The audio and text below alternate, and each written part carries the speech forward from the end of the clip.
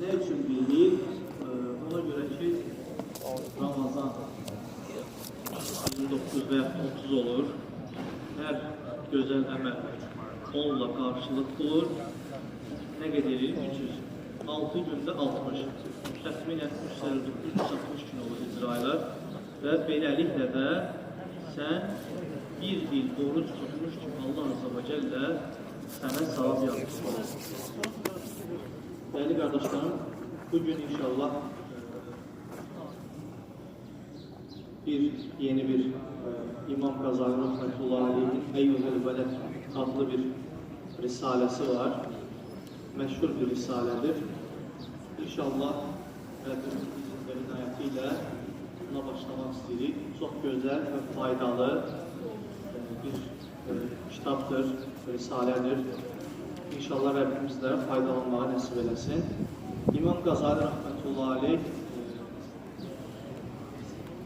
Hicri 450. ildə Tuz şəhərində, Məşhəd şəhərində, İran ərazisində yerləşən Məşhəd şəhərində göz açır və Qazal adında bir kənddə dünyaya gəldiyi üçün ona nisbət edilir. 505-ci ildə isə vəfat etmiş. İmam Gazali Rahmetullahi Aleyhin bu 55 il ömründə yaşadığı günləri hesablayırlar. Hər günə böyük sayda əsər qoymuş. İmam Gazali Rahmetullahi Aleyhin tələbələrindən biri İmam Gazaliyə məktub yazaraq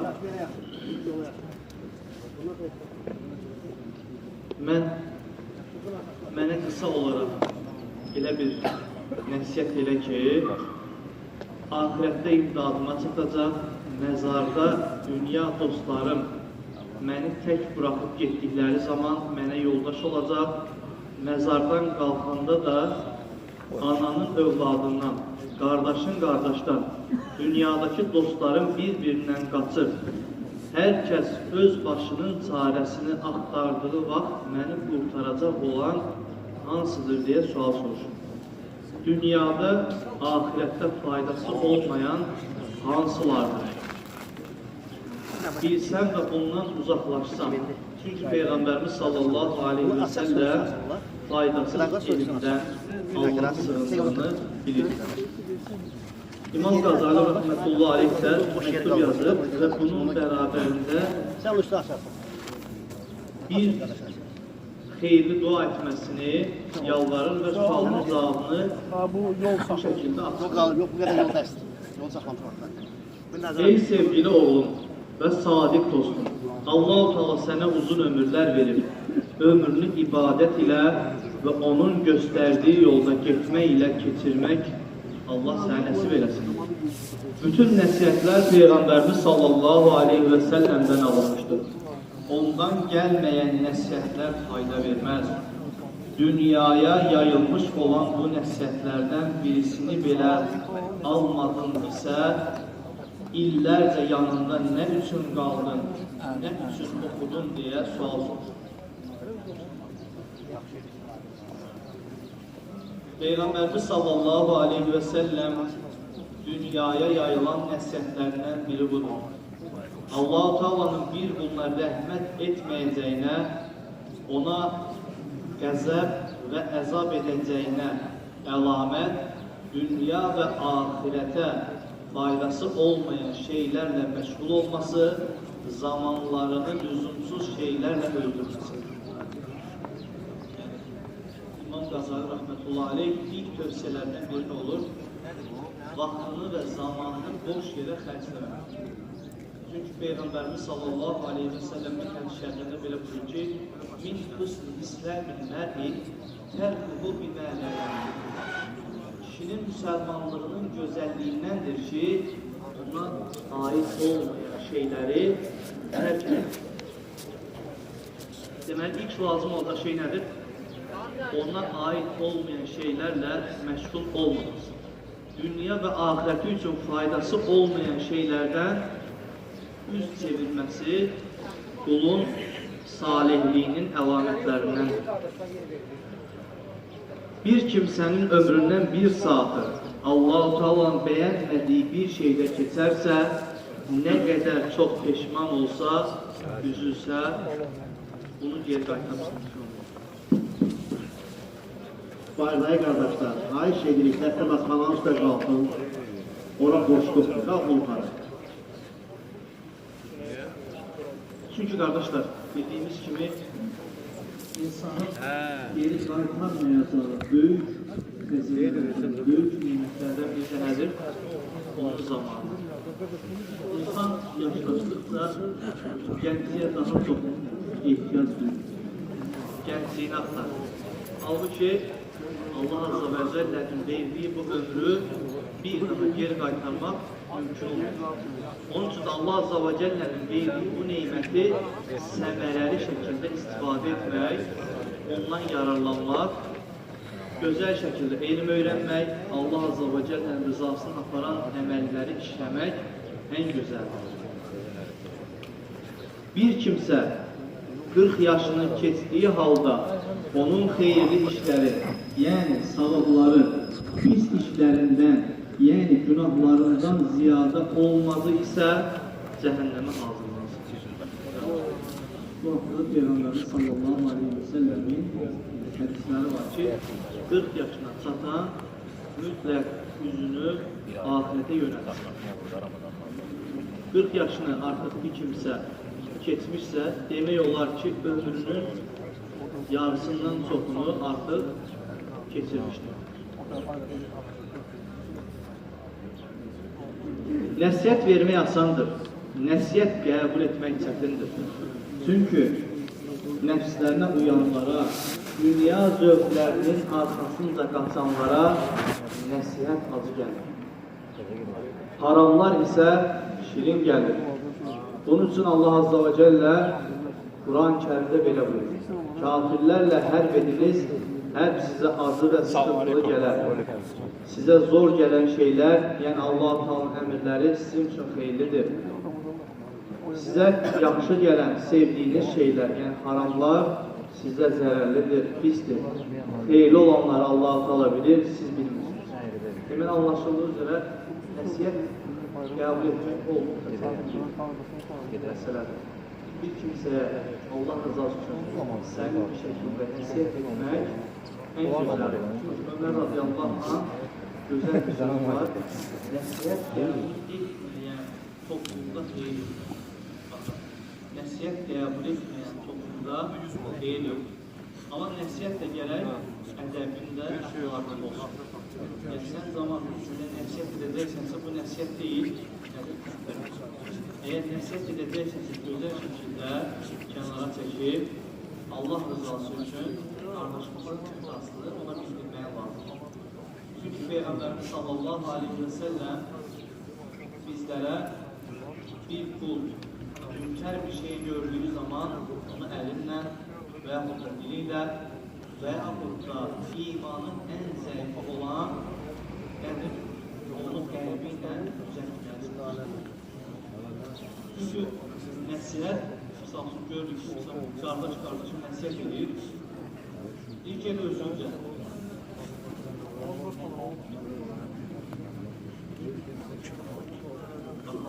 Bir özüncə, özündən xəbəri yoxdur.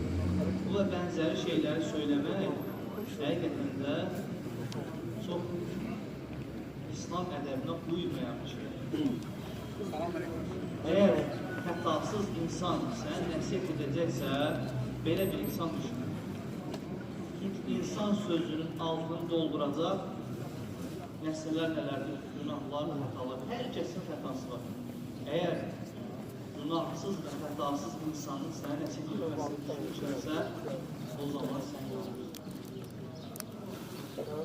Çünki Allah Azze ve Celle Kur'an-ı Azimüşşan'da bizlərə nəsihət edərək güzel bir şekilde Allah'a dəvət edən en güzel sözüdür. Və mən əhsənu qavlən bimmən da'a ilallah və amel salihət və qalib. Müsəlmanlardan deyil, salih əməl işləyib və Allah'a dəvət edən. yanlışını görür, Allah rızası üçün yaxınlaşır ki, qardaş, sən bu xətanı edirsən. Məsciddə düz oturmursan, çox danışırsan, telefonunu söndürmürsən. Eğer bu şeyi sənə deyirsə, bu nəsiyyət sənə niyə az gəlməlidir? Bu nəsiyyət səni niyə qocundurmalıdır, incitməlidir? Əslində deməlisən ki, Allah səndən milyon dəfə razı olsun ki, mənə xətalarını göstərir. Böyüklər elə deyərdi ki, ən sevdiyim insan mənə xətalarını göstərər insan. Artıq Ömər radiyallahu anh. Ən sevdiyim insan mənə xətalarını göstərər insan. Çünki insanoğlu ona xətaları göstərilməsə, o xəta üzrə davam edir. Və onun haqq və batil olduğunu anlamaz.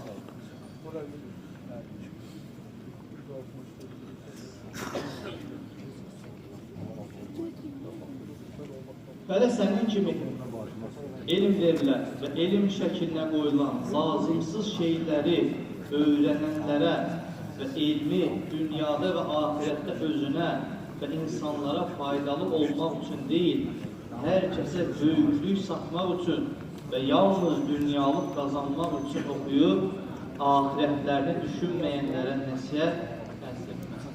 Yəni, bir kimsə elmi sadəcə və sadəcə dünyalıq qazanmaq üçün, insanlara böyüklük göstərmək üçün, insanlar arasında söz sahibi olmaq üçün, hörmət qazanmaq üçün oxuyarsa, o kimsəyə nəsihət fayda etməz və o kimsənin öyrəndiyi və öyrətdiyi elmdə də Allahın izni ilə fayda olmaz, davamlı fitnəyə.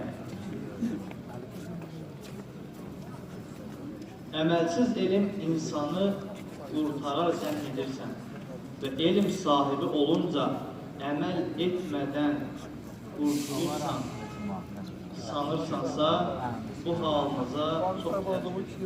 Yəni, Allah Azze və Cəllə elmsiz əməl deyil, qəbul deyil. Və artıq bir əməl sahibisən, Allah Azze və Cəllə sənin əməlləri qəbul deyil. Elm və əməl, ikisi bərabər. Amma elmin var, əməlin yoxdursa, Allah göstərməsin, bu da faydası olmuyor.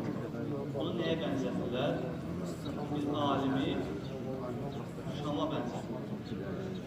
Şam yandıqca ətrafını aydınladır, amma özünü yandır. Neydir? Özünü yandır, amma başqalarına fayda verməyə çalışır. Və bu da Allah göstərməsin, heç bir faydası olmayacaq. Çünki elmi olan kimsənin əməlsiz quru elminin qiyamətdə özünə zərər verəcəyini, bilmirdim deyə özür və bəhanə etməyəcəyini bilməsi lazımdır. Peyğəmbərimiz sallallahu aleyhi və səlləm bir hədis şərifində belə buyurur. Qiyamət günü əzabların ən şiddətlisi əlbəttə elminin faydasını görməyən alim olacaq. Böyüklərdən biri Cüneyd-i Bağdadi Rahmetullah aleyhi yuxusunda görünür. Ona soruşur ki, Rəbbim sənə necə müamilə etdi? O da deyir ki, Allah Azze və Cəllə mənə gecə qaldırıb 2 rükət namaz qıldığının faydasıdır. Niyə? Çünki o gecə 2 rükət qıldığının mübarək namaz onu inşallah qıldıracaq. Azan dinləyək. Selamun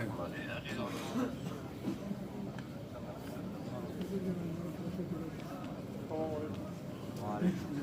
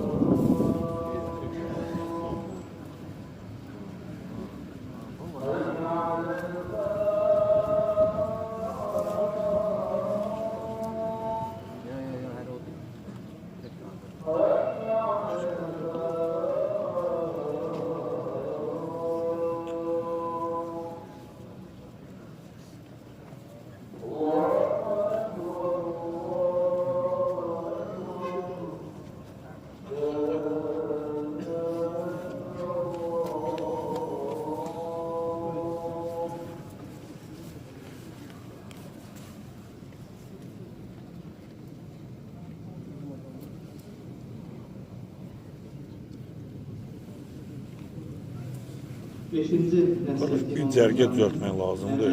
Biz də yerli şeylər deyil mi? Biraz qabağa dur, bu ağsaqqal da qabağda qırsın. Və elmi unutma.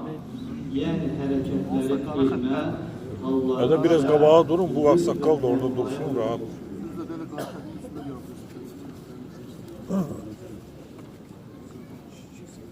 Yaxşı bil ki, əməlsiz elm insanı qurtarmaz. Bunu sənə gözəl bir misal ilə anladım. Bir kimsə dağda bir aslana rastlasa, yanında tüfəyi və qılıncı olsa və bunları işlətməyi yaxşı bilsə və nə qədər cəsur olursa olsun, bu alətləri işlətmədikcə aslana vurula bilər. Gözəl bir misal verir Altazali. Deyir ki, bir kimsə dağda olarkən bunun yanında silahı, qılıncı, özü də cəsur olsa, bu silahı, qılıncı yaxşı işlətməyi bacarsa, amma işlətməsə, bu aslanın qutula bilərmi? Yox. Yəni, nə qədər, bu nəyə misal verir? Yəni, nə qədər elmin olursa olsun, dəryalar qədər elmin olsun, amma o elmindən özün nəsiblənmirsənsə, o elmin sənin faydası olarmı? Xeyr, olmaz. Bunun kimi bir kimsə nə qədər elm sahibi olursa olsun, bildiyinə görə hərəkət etməzsə, elminin faydası olmaz. Digər bir misal, bir təbib xəstələnsə, xəstəliyini müayinə edib, dərmanını da bilsə, bu dərman həqiqətən o xəstəliyə yaxşı gəlsə, dərmanı işlətmədikcə, yalnız elminin ona yaxşı gəlməyəcəyini bilirsən. Yəni, bir kimsə, bir həkim də olsa, bu işi yaxşı bilsə də, bilir ki, bunun dərmanı filandır. Amma o dərmanı istifadə edir. O istifadə etmədiyi bu dərman ona faydalı ola bilərmi? Xeyr. Və yaxud da, misal üçün, dua yazırlar. Misal üçün, duanı ciblə qoyur. O dua sənə faydalı olacaq. Xeyr. Dua nə zaman faydalı olar? Duanı bu zaman yoxsa ciblə qoymaqla o dua səni qurtarmaz. Nə zaman qurtarar dua səni? Bu duayla özün əməl etsən, oxusan, Allah'ı yalvarsan, Allah'tan istəsən, o zaman qurtularsan.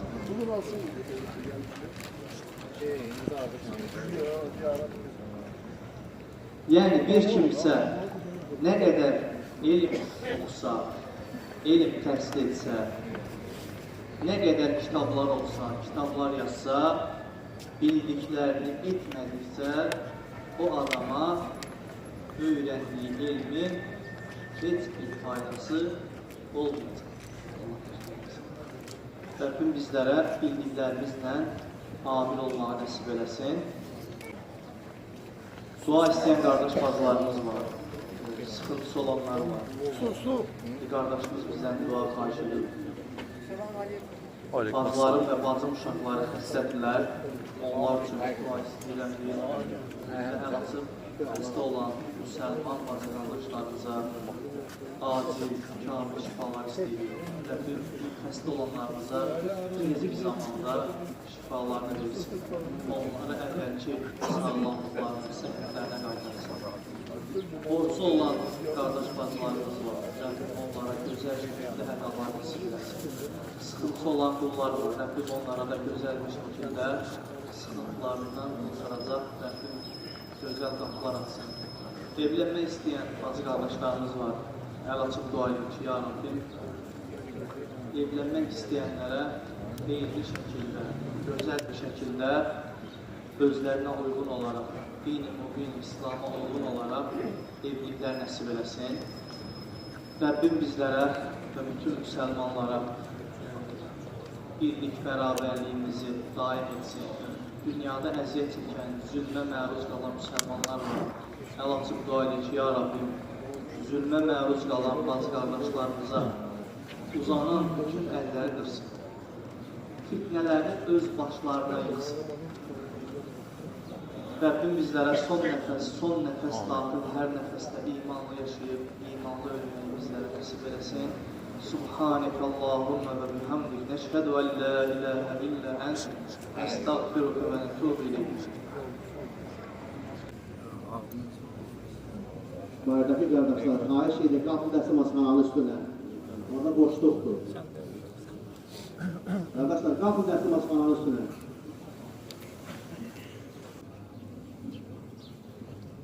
أعوذ بالله من الشيطان الرجيم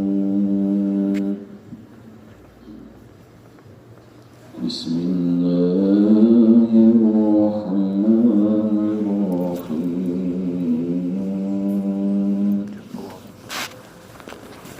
إن الله وملائكته يصلون على النبي يا أيها الذين آمنوا صلوا عليه وسلموا تسليما اللهم صل على محمد وعلى آل محمد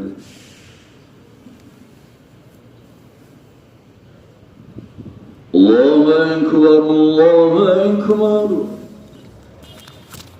الله أكبر الله أكبر أشهد أن لا إله إلا الله أشهد أن لا إله إلا الله أشهد أن محمدا رسول الله أشهد أن محمدا رسول الله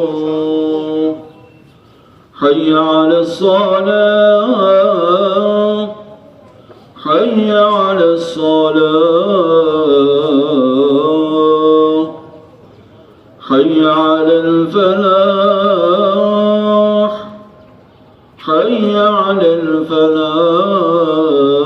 الفلاح الله أكبر الله أكبر لا إله إلا الله إن الحمد لله نحمده ونستعينه ونستغفره ونعوذ بالله من شرور أنفسنا ومن سيئات أعمالنا من يهده الله فلا مضل له ومن يضلل فلا هادي له أشهد أن لا إله إلا الله وحده لا شريك له ونشهد أن محمدا عبده ورسوله صلى الله تعالى عليه وعلى آله وأولاده وأزواجه وأصحابه وأتباعه وخلفائه الراشدين المرشدين المهديين من بعده ووزرائه الكاملين في عهده خصوصا منهم على الأئمة خلفاء رسول الله على التحقيق أمير المؤمنين حضرة أبي بكر وعمر وعثمان وعلي وعلى بقية الصحابة والتابعين رضوان الله تعالى عليهم أجمعين أيها المؤمنون الحاضرون اتقوا الله وأطيعوا إن الله مع الذين اتقوا والذين هم محسنون قال الله تعالى في محكم كتابه الكريم أعوذ بالله من الشيطان الرجيم Bismillahirrahmanirrahim.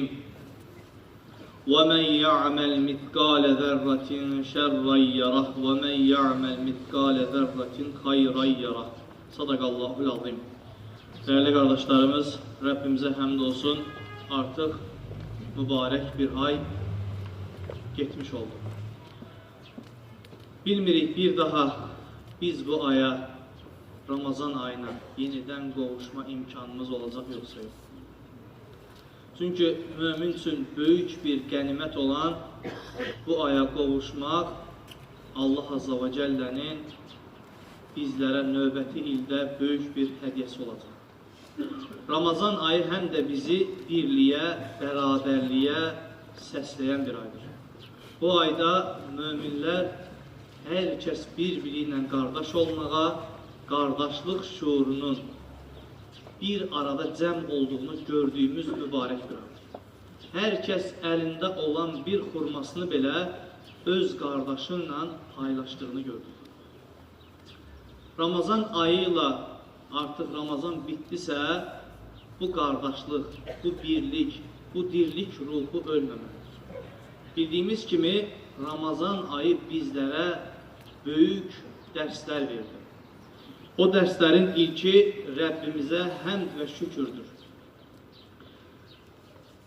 Qəlblərdəki təşəkkür duyğularını Rəbbimiz bizlərə bu neymətlə artırdı. Çünki insan məhrum qalmadıqca içində olduğu neymətləri həqiqətini dərk etməyə bilir. Yəni, gündəlik yediyi yemək oruç qadağaları ilə artıq sənə mübah olan yeməklərdən belə əl çəkirsən. Və anlayırsan ki, məni yaradan Rəbbim mənə gör nə qədər böyük neymətlər verdi. Neymət əldən çıxmadıqca insan o neymətin qədrini, qiymətini anlamaz. Hər gün rahat şəkildə yeyib içilən neymətlərdən günün müəyyən qismində oruc vasitəsilə aralı durmaq, uzaq durmaq insanın acizliyini bir daha ortaya qoyur. Oruc hər vəziyyətdə Rəbbimizə möhtac olduğumuzu, həqiqətdə bir an belə onun lütfüne sığınmaqdan ayrı qala bilməyəcəyimizi bir daha göstərdi. Değerli qardaşlarım, ikinci xüsus zolmətlik xüsusudur. Bu oruç elə bir təlimdir ki, bizə qayğıkeşliyi öyrədir. Yoxsulların və möhtacların çəkdiyi sıxıntıları, çilələri, əziyyətləri təkcə bir olan deyil, eyni şəkildə özümüzlə yaşayaraq anlayırıq bunu. Şəfqət və cömertlik toxumlarının cücərməsini təmin edən Ramazan ayı həqiqətən tox acın halından anlamaz şəklində deyil, hər kəsə qardaşlıq ruhunu aşılayan bir aydır. Peyğəmbər sallallahu aleyhi və səlləm bir hədis şəriflərində belə buyurur: qonşusu ac ikən özü tox yatan kamil mömin ola bilməz buyurur. İslam dini daim infak və cömertliyə dəvət edir. Möminlər qardaşlıq imtihanında bir-biri ilə məsuldurlar. Bir mömin çətin vəziyyətdə olan mömin qardaşından məsul olduğunu unutmamalıdır və bir mömin qardaşının izdırabı qarşısında biganə qalmamalı, mənə nə deməməlidir. Üçüncü xüsus səbir xüsusudur ki, oruc səbrin yarısıdır. Nəfsin istəklərinin cilovlaya bilmə iradəsini bizlərə qazandırır. İnsanın nəfsinə hakim ola bilməsi, ilahi imtihanlardan müvəffəqiyyətlə keçə bilmənin ən mühüm sirridir. Belə ki, qəzəbinə hakim olmaq, əff edə bilmək, fədakarlıq və s. kimi yüksək fəzilətlərlə Ramazan bizə böyük neymətdir. Üçüncüsü, tələsməmək. İnsanın səbir təlimində tələsmədən ehtiyatlı davranmasına gəlincə isə buna Peyğəmbərimiz sallallahu aleyhi və səlləm təənni demişdir. Təənni Allahdan, tələsmək isə şeytandandır buyurur. xüsusilə də ibadətlərin gərəkdiyi şəkildə təmkinlə və tələsmədən əda edilməsi lazım gələn xüsuslardan birisidir. Mənəviyyat təlimi. Oruc nəfsi cilovlayaraq ruhaniyyətə səviyyə qazandırır. Çünki Peyğəmbərimiz sallallahu aleyhi və səlləm Ramazan ayının son 10 gününü xüsusilə hər şeydən çəkilərdi, məscidin kənarına sırf ibadətlə məşğul vardı. Çünki Allah Azza və Cəllə qad əfləhə mən təzəkkür, nəfsini təmizləyən xilas oldu, qurtuldu, nicat tapdı. İnsanda ruhaniyyət və nəfsaniyyət bir tərəzinin iki gözünə bənzəyir ki, biri yüngülləşəndə digəri ağırlaşır. Oruc ruhaniyyəti nəfsə, baqini fani olana, təqvanı günaha qalib gətirmək üçün nəfslə aparılan böyük bir mücadiləni atır. Gözəl əxlaq təlimi.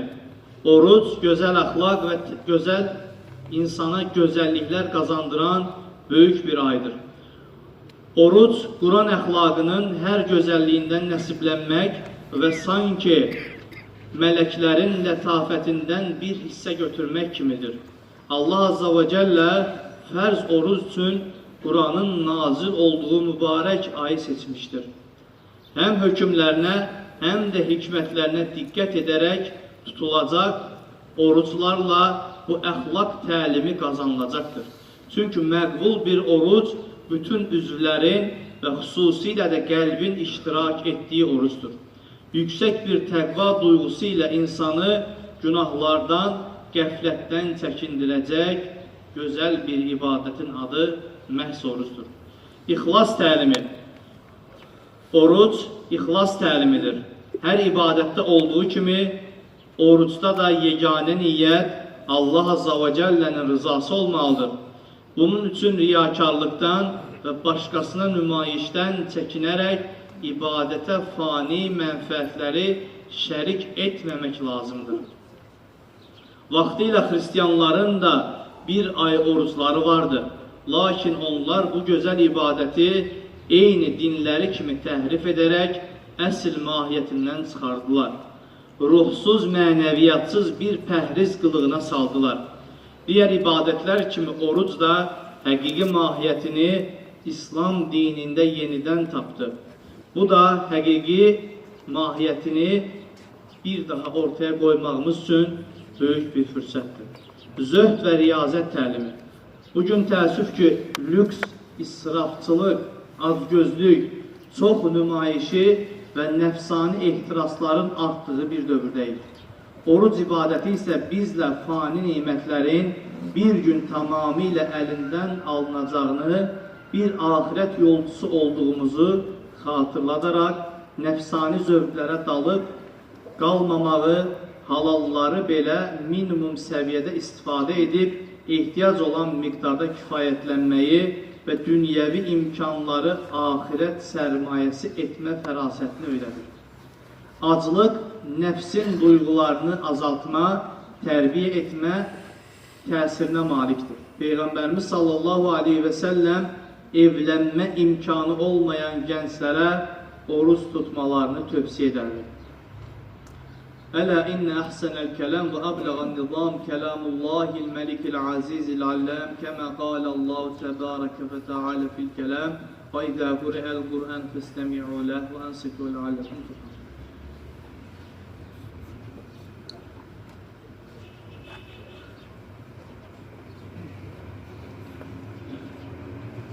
Elhamdülillah, hamdan kəminə və salatu və selamu alə seyyidina Muhammedin və alə alihi və sahbihi ecmain. تعظيما لنبي وتكريما لفخامة شان الشرف صفي فقال عز وجل من قائل مخبرا وآمرا إن الله وملائكته يصلون على النبي يا أيها الذين آمنوا صلوا عليه وسلموا تسليما. إن الله يأمر بالعدل والإحسان وإيتاء ذي القربى وينهى عن الفحشاء والمنكر والبغي يعظكم لعلكم تذكرون. الله أكبر الله أكبر الله أكبر الله أكبر أشهد أن لا إله إلا الله أشهد أن لا إله إلا الله أشهد أن محمدا رسول الله أشهد أن محمدا رسول الله حي على الصلاة حي على الصلاة حي على الفلاح حي على الفلاح قد قامت الصلاة قد قامت الصلاة الله أكبر الله أكبر لا إله إلا الله.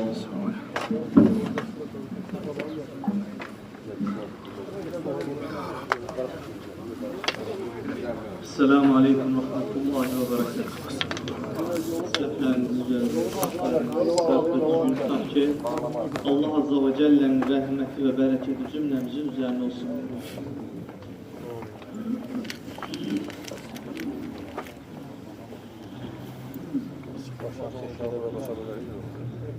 Allahu Ekber.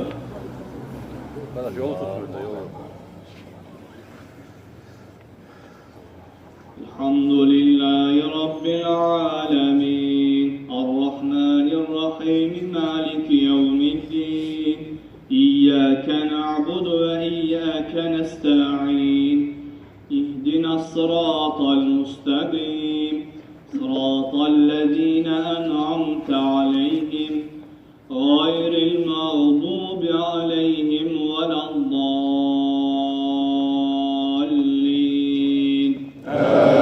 Amin.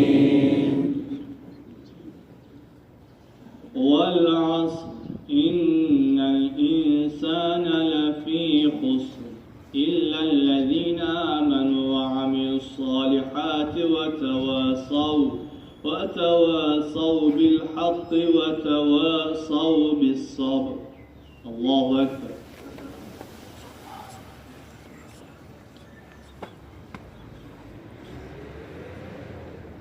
Semi'allahu limen hamide.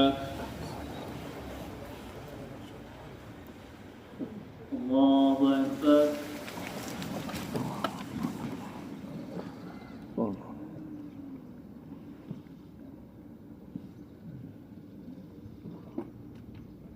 Allahu Ekber.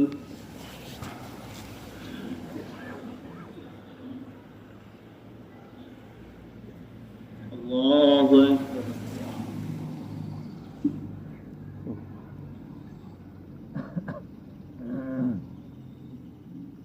Allahu Ekber.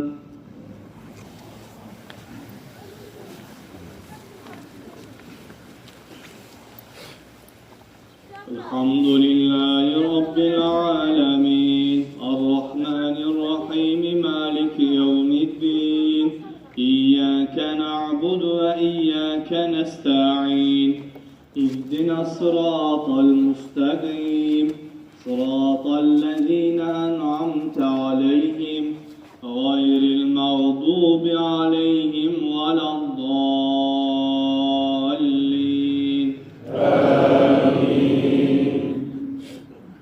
İnna a'taynakel kevser fesalli li rabbike venhar.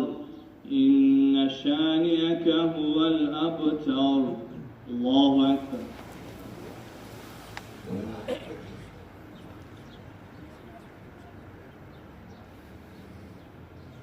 Semi'allahu limen hamide.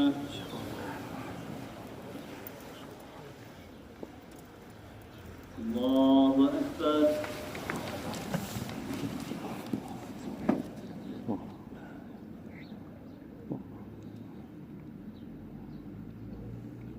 Allahu Ekber.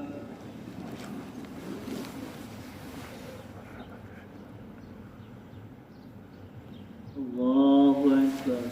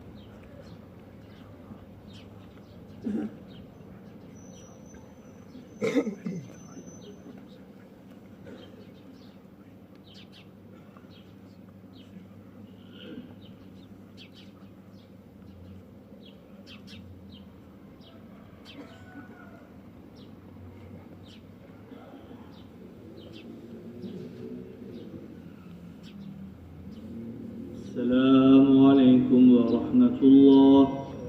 السلام عليكم ورحمة الله.